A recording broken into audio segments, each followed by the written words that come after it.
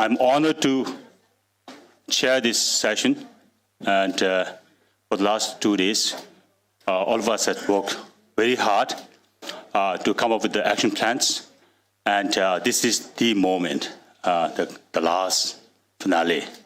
So here I would like to call upon the Honorable Khenpo Sonamthepela to address the concluding sessions.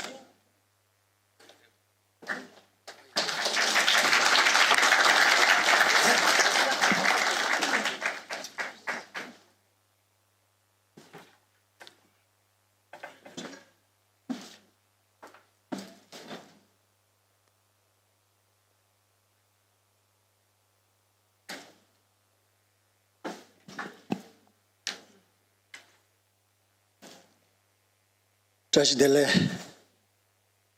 good morning to all. Honorable Session Pemba-Srinla, Senator Jacqueline, Chair of French Parliamentary Tibet Support Group, Nonjin Damala, Minister of Department of Information and International Relations, Kamachayila, Secretary of Department of Information and International Relations, distinguished guests and Tibet supporters around the globe. On behalf of the Tibet Parliament in exile and personally, I would like to extend my warm greeting and sincere gratitude for your unwavering support for the just cause of Tibet. The primary aim of this conference was to offer a platform for Tibet Support Group to strategize and develop new plans, ensuring the continued vibrance of Tibet's struggle on the international stage. I'm sure you had productive meeting with tangible plan and guidelines to carry forward to your respective countries. We must note that Tibet issue goes beyond politics. It involves preserving and survival of culture rooted in compassion and inner peace through non-violence. The culture has immense potential to contribute to the well-being of the humanity in this materialistic society that is reeling under greed and fear. I'm delighted to be a part of this closing ceremony and to be able to connect with you through this message. We truly appreciate pivotal roles Tibet Support Group and Tibet Advocacy play in shaping the course of the Tibetan struggle. Your voluntary commitment is deeply valued, achieved in the Tibetan history. Tibet needs you and your support more than ever before. Tibet, once independent nation with different territory, distinctive population, culture, and functioning government that maintain diplomatic relations with its neighboring country. Served as a buffer state between two Asia giants for thousands of years. However, it now faces its darkest and most painful period despite fierce lofty claim of liberation and development. With the shrinking space to show dissent to the flawed communist policies, since 2000, over 157 Tibetans from all walks of life have resorted to self-immolation to protest against China's repressive policies, including political repression, cultural assimilation, population transfer, racial discrimination, economy and education marginalization, massive environmental destruction, and indiscriminate exploitation of minerals and water resources. That the world must recognize that self-immolation is a desperate cry for attention from Tibet inside Tibet to tell to the outside world that all is not well inside Tibet. The dream and aspiration of every human being is to have the fundamental rights and freedom and to have the dignity of life with one's own distinct identity. Sadly, our Tibetan brothers and sisters in Tibet are deprived of these aspirations.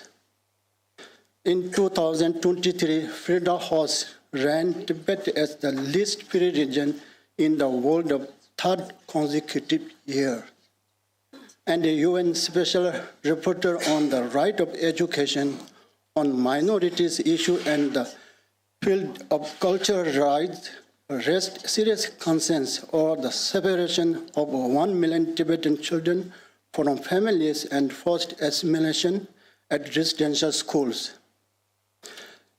On 10 December 2023, when the world marked the 75th anniversary of the world's most groundbreaking global pledges, the Universal Declaration of Human Rights, significant majority of Tibet, especially writers, intellectuals, environmentalists, community leaders, entrepreneurs, philanthropists, and artists are unlawfully arrested, imprisoned, tortured, and subjected to unforced disappearance for months before being brought for trial.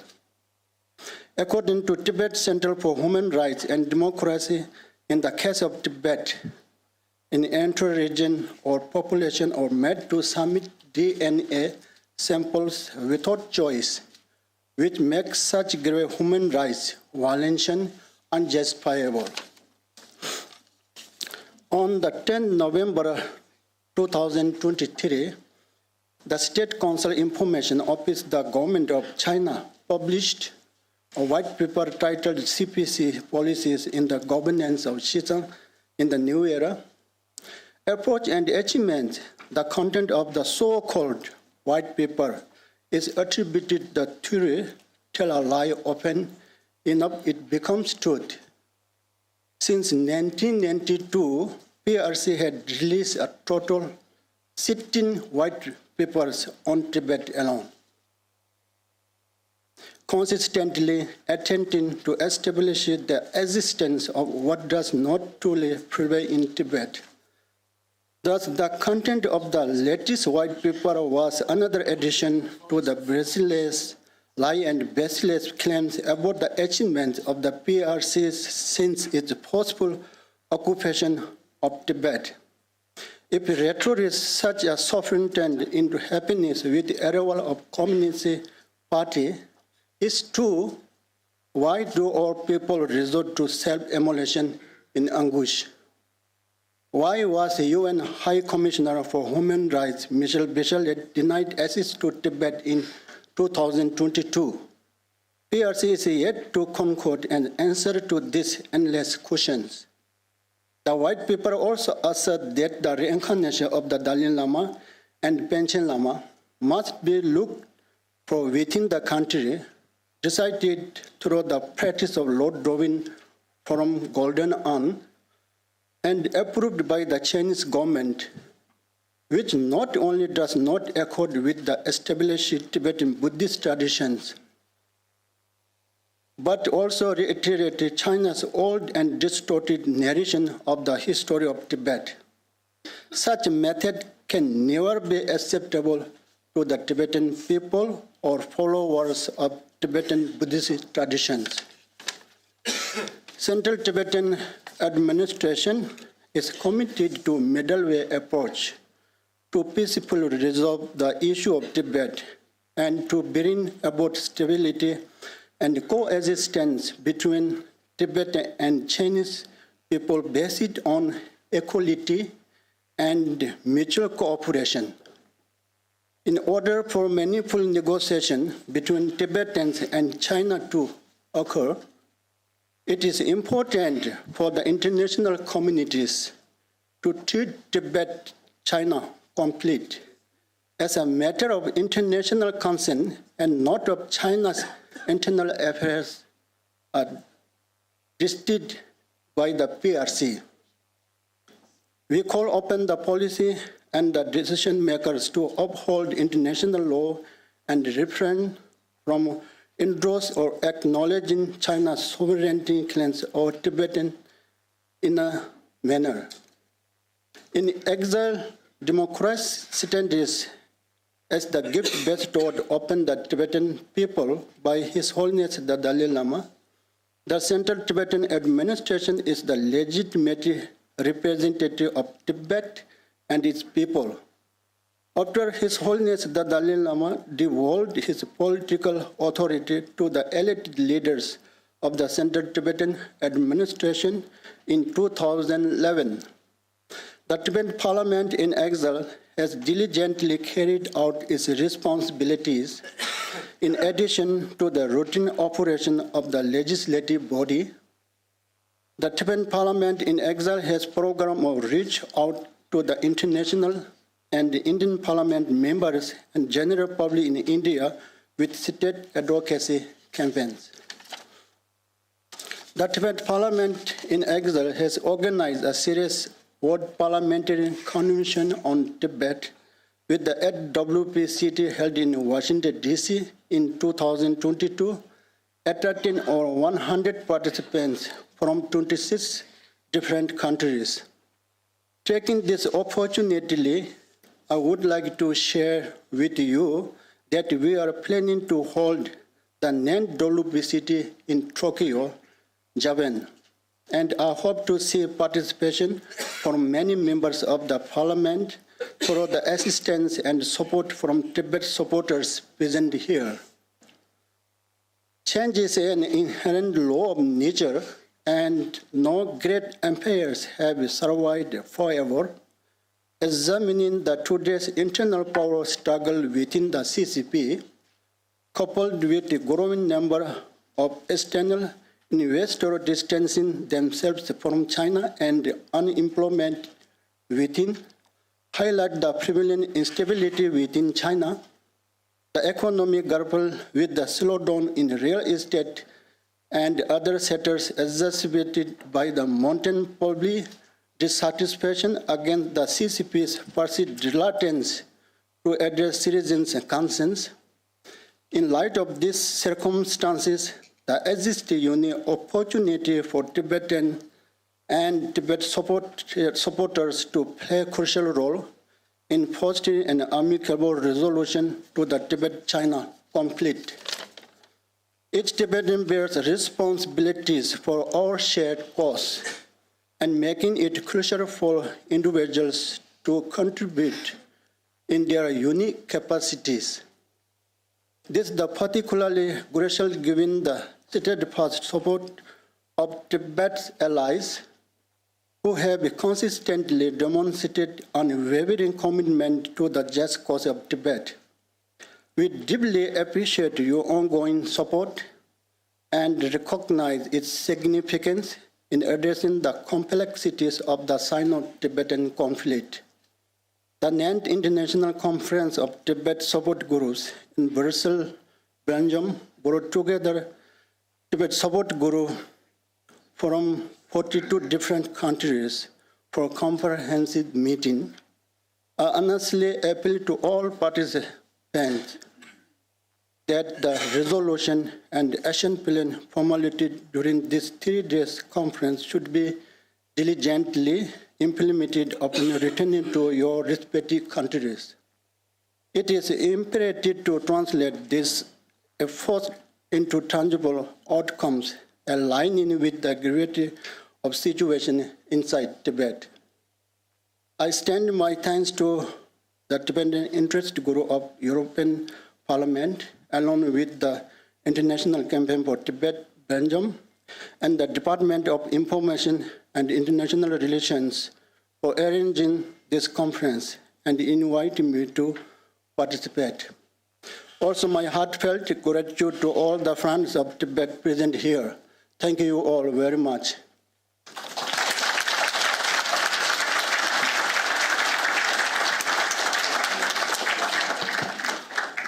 Thank you, Honorable Khenpo Somthampilat, the Speaker of the Tibetan Parliament Exile, for graciously accepting our invitation and also to participate in the 3 days conference.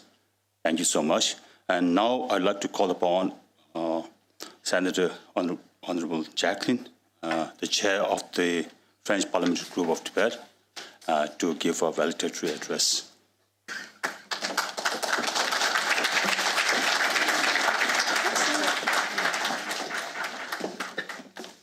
I chose to speak in French because I want today share with you the voice of France. So I want to speak French today because it's important for me to share this voice to support Tibetan.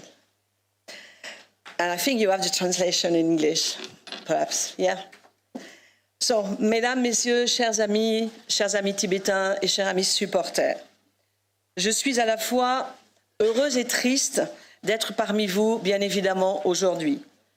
Heureuse parce que la présence de groupes d'information internationale sur le Tibet du Sénat français, comme de l'ensemble de nombreux soutiens ici présents, dans leur pluralité, évidemment, illustre notre intérêt commun porté à la cause tibétaine, menacée autant dans son identité que dans son cadre naturel.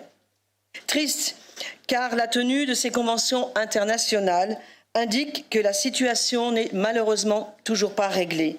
Il faut en effet garder à l'esprit que depuis les 65 années qui nous séparent du soulèvement de Lhasa, ce sont désormais 3 générations successives qui n'ont connu que le Tibet annexé par la Chine. Une délégation de notre groupe, à l'occasion de notre dernier déplacement à Dharamsala, en avril dernier, a eu l'occasion de vous rencontrer, cher Pempan Sering, bien sûr, élu à la tête du gouvernement en 2021, qui se situe sans ambiguïté dans la continuation de la voie médiane définie par le Dalai Lama, qui consiste à appliquer une réelle autonomie dans le cadre de la Constitution de la République populaire de Chine, qui reconnaît les droits particuliers, entre guillemets, aux minorités nationales. La délégation a également pu échanger avec le président et le vice-président du Parlement, avec plusieurs députés qui sont là aujourd'hui, afin de s'entretenir sur le fonctionnement de cette institution. Nous avons par ailleurs rencontré des représentants de plusieurs associations de Tibétains, ainsi que des réfugiés, pas assez à mon sens, récemment arrivés en Inde, puisqu'effectivement c'est compliqué aujourd'hui pour eux de venir. Leurs préoccupations étaient identiques et ça m'a effectivement beaucoup touchée. Pouvoir rencontrer sa sainteté, le Dalai Lama, pour la plupart d'entre eux, s'ils en ont la chance, et pouvoir surtout vivre librement leur religion et leur culture. Nous constatons malheureusement que l'élimination physique des hommes et des femmes qui constituent un peuple n'est pas la seule manière de le faire disparaître. Le priver de sa langue, de sa culture, de sa mémoire est la tragédie actuelle mise en œuvre de manière très consciente et organisée par les autorités chinoises au Tibet. Derrière l'autonomie de façade et des droits reconnus aux théoriques et prétendues minorités nationales par la Constitution chinoise, la réalité est celle d'une politique d'assimilation forcée.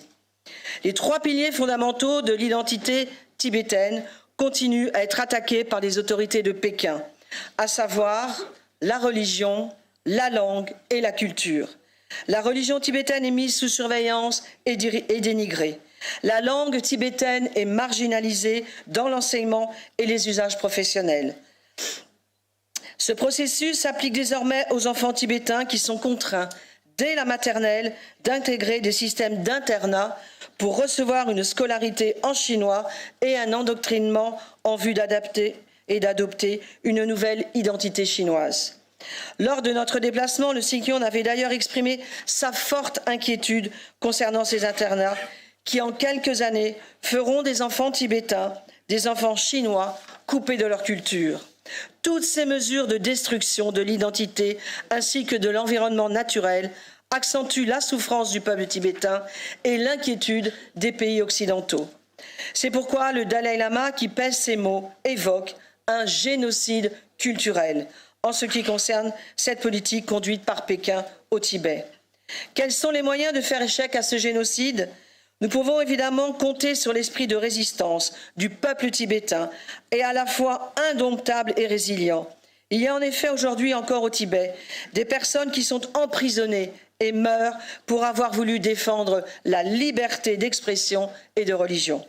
Alors quelle est notre part de responsabilité et quels sont nos moyens d'action? Le premier combat à mener est à mon sens celui de la vérité. Rien ne sert de reconnaître des génocides passés si on ne se préoccupe pas de ceux en cours. Car les auteurs d'un génocide tirent toujours parti du silence des nations. Se taire, c'est être complice. Chaque institution politique, chaque ONG, chaque personne publique doit s'exprimer clairement sur la question du Tibet, indépendamment des intérêts économiques, pour signifier aux autorités de Pékin ce qui leur paraît inacceptable. Ces voix peuvent servir de caisse de résonance auprès de l'opinion publique. C'est pourquoi il est essentiel que les citoyens du monde entier soient exactement informés des tenants et des aboutissants de la question tibétaine. C'est là une mission à laquelle peuvent contribuer les groupes de soutien au Tibet, les associations, les ONG, nous tous, mais également les chercheurs par leurs publications lors de leurs rencontres comme celles que nous vivons aujourd'hui. Le deuxième combat que nous poursuivons en tant que sénateurs du groupe d'information sur le Tibet est celui de continuer à intervenir auprès des gouvernements français, quels qu'ils soient, de quelle tendance qu'ils soient, en faveur des prisonniers du Tibet, comme des Tibétains qui viennent demander l'asile et de dénoncer le non-respect des droits de l'homme. Nous le devons pour les martyrs tibétains, de cette cause non violente, mais également pour cette communauté tibétaine qui ne fait que remarquer par son parfait souci d'intégration, et ce, malgré son déracinement. Le troisième combat est écologique, car on ne peut pas parler du Tibet sans en parler comme un troisième pôle, qui fait écho au point 4 du discours de Strasbourg de sa sainteté. Le plateau himalayen est en effet fortement impacté par la surexploitation de ses ressources, la mise en place des barrages, l'accélération de la fonte du permafrost et des glaciers. La protection de l'environnement naturel au Tibet est vitale pour l'avenir immédiat d'une grande partie de l'Asie et pour l'avenir prochain du reste de l'humanité. En cela, il revêt un enjeu majeur que je souhaite avec mon groupe aborder dans les prochains mois au Sénat français. À nous d'être convaincus et de convaincre que ces combats peuvent être remportés. Je conclurai sur un message d'espoir confiant que nous a délivré sa sainteté lors de notre rencontre à Dharamsala. Lorsque je lui ai demandé sa vision de l'évolution de la situation au Tibet, ce sage, à l'éternel sourire, m'a répondu simplement, d'une manière à la fois inattendue et désarmante: je reste optimiste. Les Tibétains sont plus forts que les Chinois, car les Chinois mangent du riz, mais les Tibétains mangent de la tsampa. Est-ce qu'il est besoin d'en rajouter?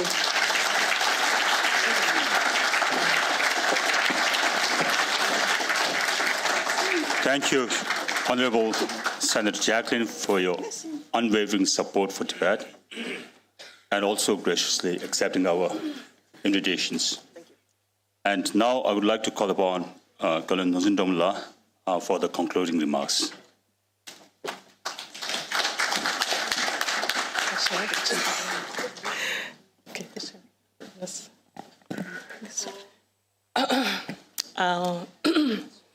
Honorable Speaker of the Tibetan Parliament, Honorable Si Kyong, and Honorable Senator, true friend of Tibet, and my colleague, DIR Secretary, Mr. Karma Chuingla, and Additional Secretary, Lekshila, and Deputy Secretary, Duktenla, and many other DIR staff members, and all the friends and supporters of Tibet. First of all, touch the leg. So this gathering of Tibet supporters and friends from 42 countries over the past 2 days here in Brussels, I think it embodies the resilient spirit, the enduring strength, and also the firm determination of the Tibetan people, both inside and outside of Tibet, and particularly of the our friends and supporters who who I consider as a genuine friend of Tibet. And this conference also symbolizes the continued relevance of the Tibet cause that has been primarily guided and shaped by the spirit and commitment of His Holiness the Dalai Lama to compassion, non-violence, dialogue, and also reconciliation.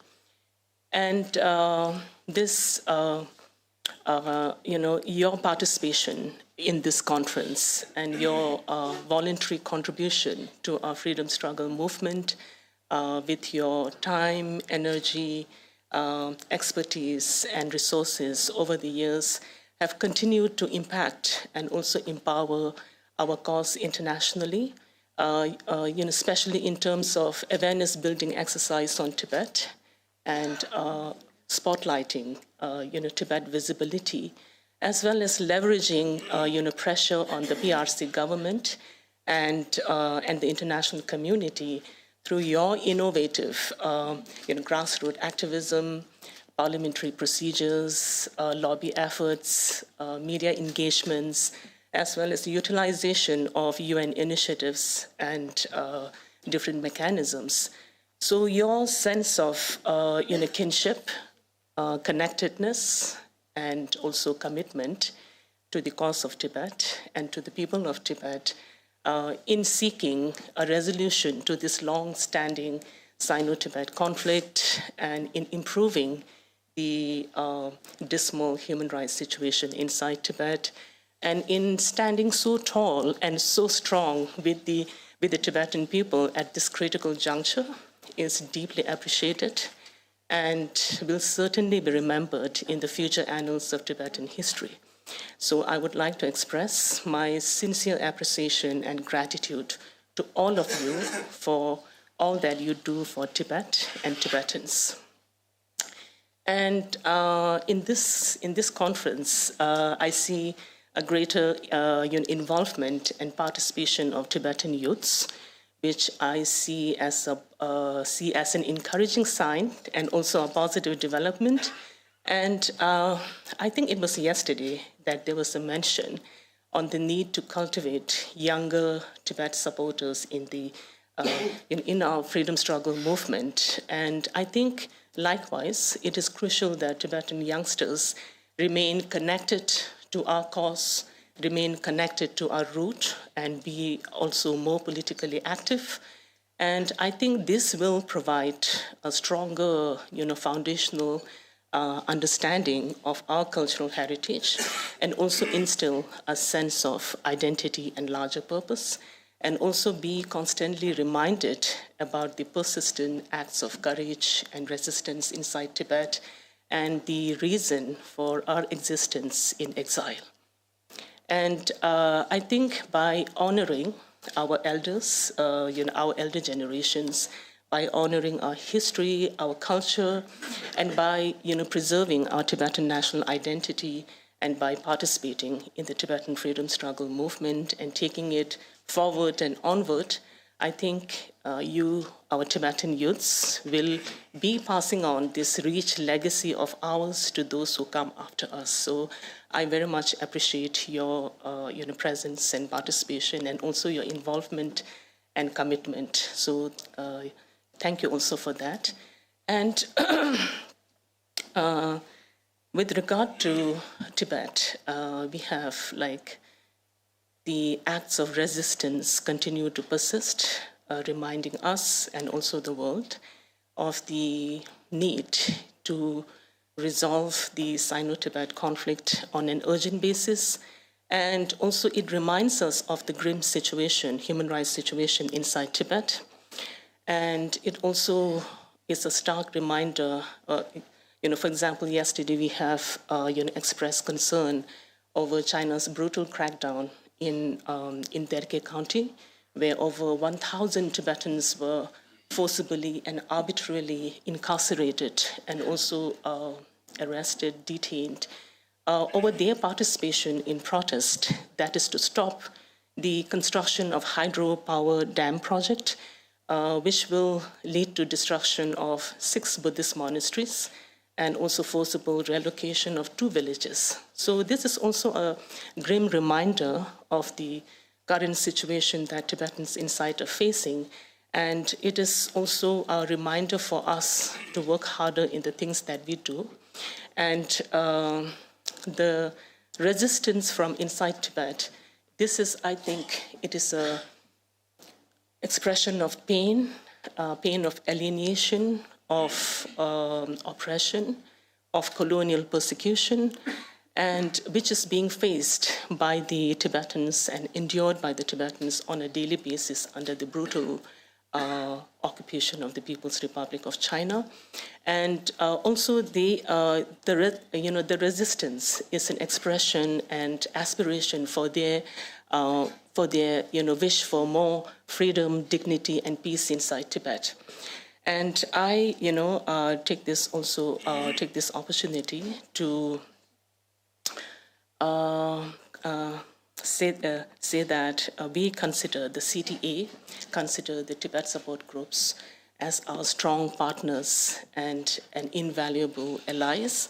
And in a true spirit, a democratic culture and spirit of equality, inclusivity, and interdependence, we recognize the importance of multiple points of political views and its related strategies and activities as a source of strength and inspiration in our freedom struggle movement.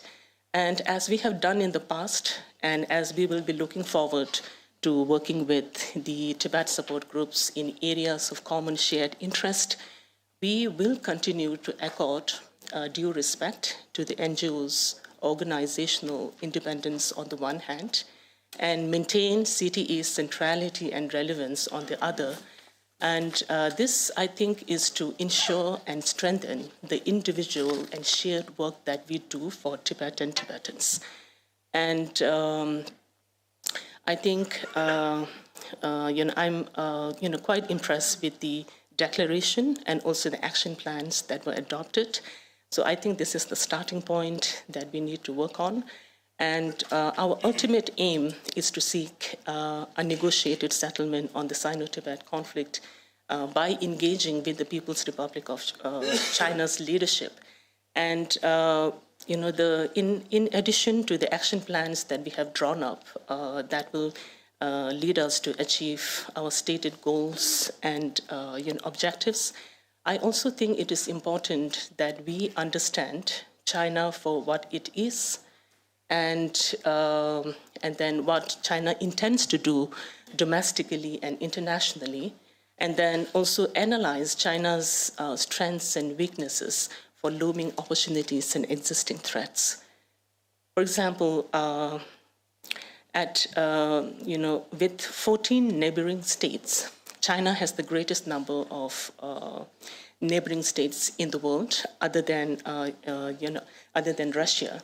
So, what does this situation and context provide for us in terms of opportunities, in terms of forging newer alliances? And, for example, on the continental, periphery, China is very much, engaged in using the Belt and Road Initiative to transform the Eurasia region into a zone of economic opportunity for Beijing. And then, even though NATO enlargement is also a peripheral concern for China, but then US alliance systems and structures in Asia, like AUKUS, Quad, these are also at the top of Beijing's peripheral concern. And because of that concern, China is trying to undermine the US alliance systems and structures in area, particularly on the maritime periphery. And then in other parts of the world, China is very much making great efforts to become an indispensable economic partner of countries, especially in the African and Latin American countries. And even in the United Nations Human Rights Council, which has 47 member states, China and its like-minded countries, we call them LMGs. We have several countries like Cuba, Pakistan, Egypt, Venezuela, they all have similar positions on human rights. And then in 2014, China and the like-minded countries, they have set out a charter calling on the Human Rights Council to treat all human rights on an equal footing, and then in their phrase, to avoid confrontation and double standards. So this is contradicting, and China is also, in order to deflect criticism from its human rights record, they are putting forward this relativist position and exceptionalism argument, which is reportedly rooted in their culture, historical experiences, and socialist society. And this is contradicting the universality of norms, which is enshrined in the UN Charter, and also the treaty obligations that all the member states are obligated to respect and follow. And it is also contradicting the ground reality of China's human rights record and practice. So China, revels and thrives in contradiction. So what does that contradiction space provides for us in terms of maximizing our activism and advocacy? So these are some of the areas that we need to really understand and study better in order to maximize and sharpen advocacy tools. And domestically, China is facing slow, economic, growth rate. There's a large-scale disappearance of party officials, and also increased youth unemployment rate. And there is this intensification of indoctrination of Xi Jinping's thought on socialism with Chinese characteristics for the new era, which has seeped into the common Chinese public. And with regard to Tibet, China's draconian policies and strategies has led to the sinicization and gradual eradication of Tibetan identity, culture, and language, and also crackdown on religious freedom, intensified surveillance system, restrictions on information outflow, inflow, ecological damage, and water insecurity. So lots of problems are there in Tibet. And despite all the challenges that we have, the challenging times in which we continue to operate, I think our collective efforts, the collective efforts of the TSGs, along with the CTA, have borne some results in the recent past, which have put Tibet back into the spotlight. But we have much more work to do, and we need to do it together.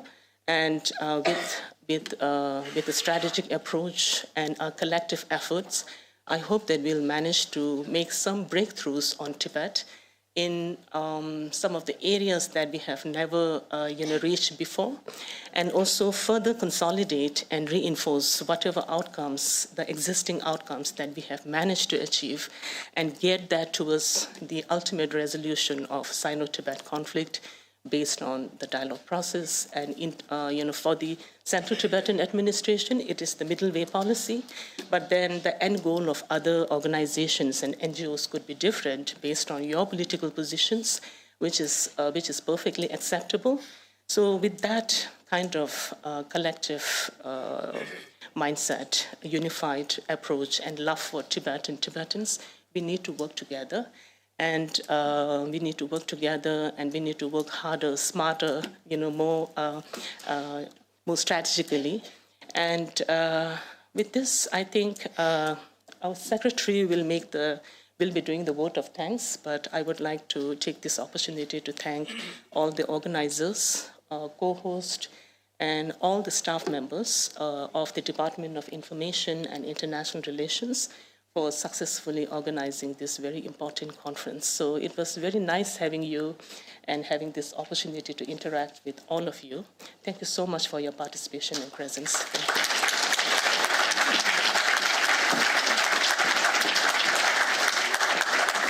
Thank you, Konkale Kunzutumla, for the concluding remarks and also being the guide and leading the Department of Information and International Relations, who is facilitating this conference. So now the last one, which is important. So I would like to request Gongam Chuinla to address the word of thanks. Thank you.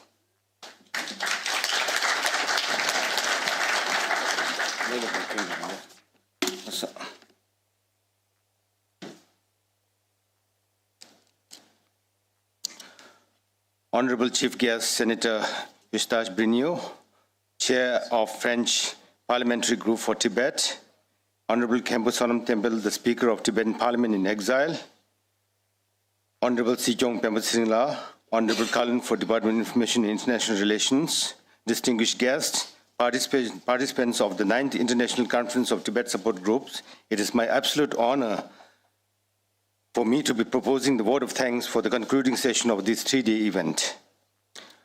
On behalf of the Tibet Interest Group, European Parliament, the co-convener of the 9th International Conference of Tibet Support Groups, and the Department of Information and International Relations, CTA, I would like to sincerely thank Khenpo Sonam Temple and Senator Brignot and Kalin Domala for gracing this occasion at the concluding session. I would also like to thank Dr. Pottering, Sijong Pemba Singh, and Mr. Nicholas Peksa for gracing the inaugural function and for their awe-inspiring speeches.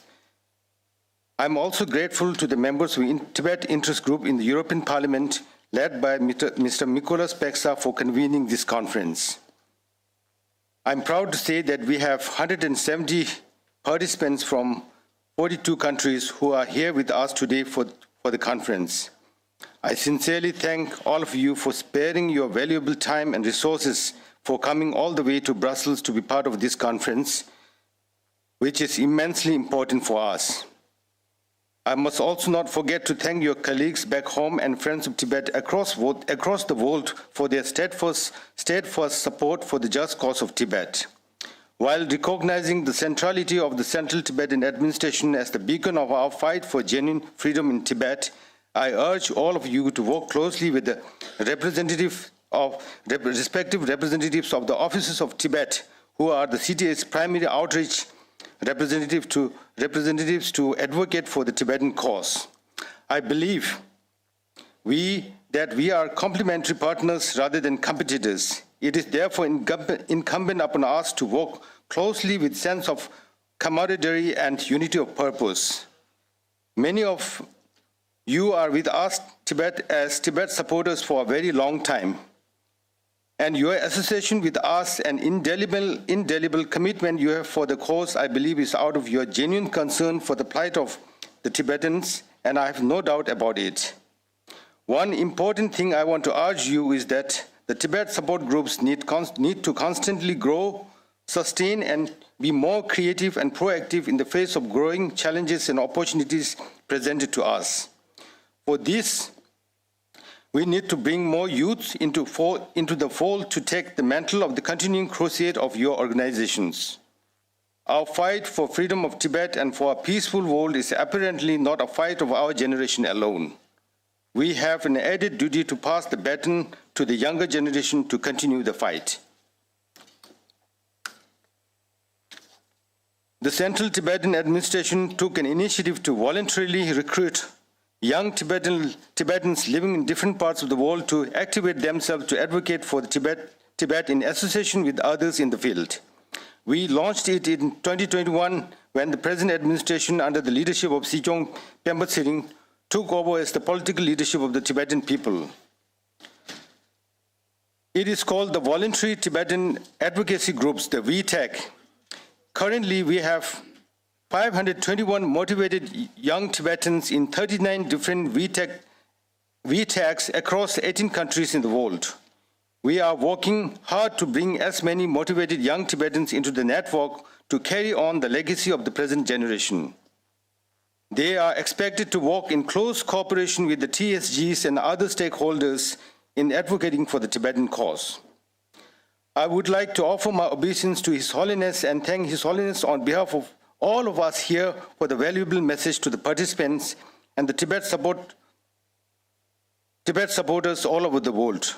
I would also like to extend my gratitude to the eminent panelists for the plenary session and the respective moderators for their insightful discussions on various topical human rights issues concerning Tibet and strategies we need to adopt to advocate for the cause of Tibet and to counter false narratives propagated by the Chinese government on Tibet and other nations under its illegal occupation.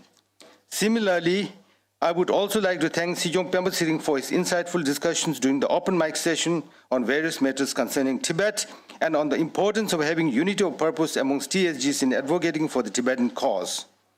I must not miss to thank our Uyghur, Southern Mongolian, and Hong Kong friends, and friends from Taiwan for their presence and show of solidarity with the Tibetan cause. My sincere gratitude is also due to the participants for their sincere participation in the working groups and the drafting committee members for coming out with a political statement and action plan for the next 3 years for all of us to work on. I am sure that all of you will leave no stone unturned to put them into action for a meaningful outcome. I would also like to express my deep gratitude to Sijong Pemba Srinla and Kalun Nunzirumala for their guidance and support all along in making this conference a meaningful event.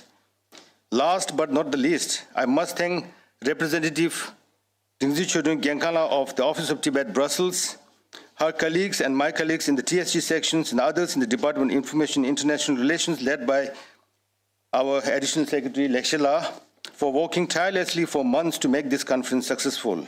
I also appreciate the representatives of the offices of Tibet for working closely with TSG sections during course of putting things together for this conference. I must also thank the ICT Belgium for being the co-convener of the conference. I hope all of you had a comfortable stay in Brussels, and thank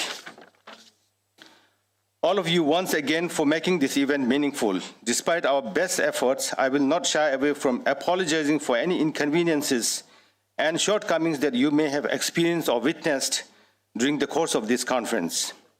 In order to learn from the experience and to prepare for the next International Conference for Tibet Support Groups, you are welcome to send in your feedbacks to our TSG coordinator, Tenzin Pamela. Finally, I wish you all a very safe journey back home and very much look forward to a rejuvenated activism in your respective countries and at the various international multilateral forums. Thank you all once again. Thank you very much.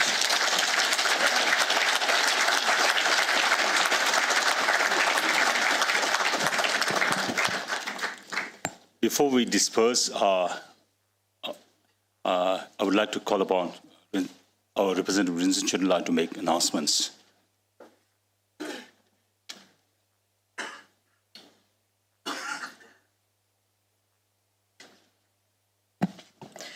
Tashdile again. I have been asked to make a few announcements.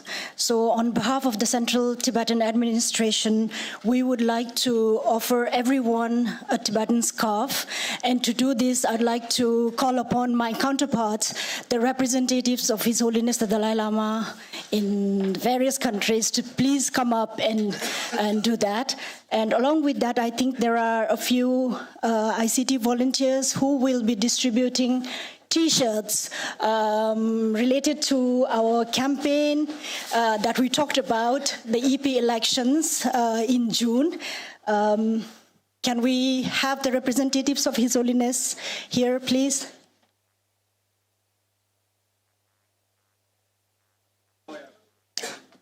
And I would now like to invite the Executive Director of the International Campaign for Tibet Europe to provide a brief explanation about the T-shirt.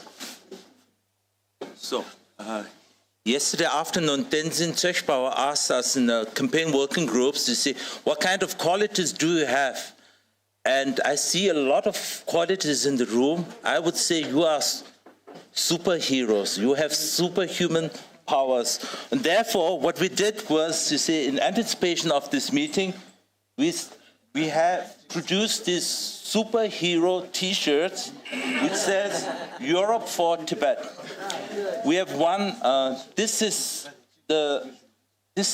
Circuit Breaker, Marvel Comics hero. We have then Spider-Man. We have Hulk, and we have Catwoman. And I would like to send, yes. Oh, what are you? Are you Hulk?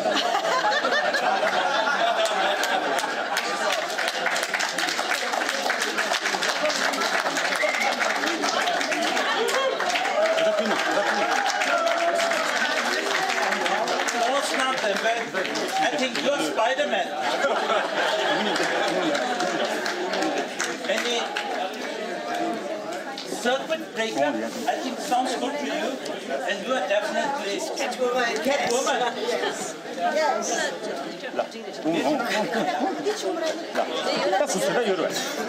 I didn't, Yorwa. Okay, with the Kadak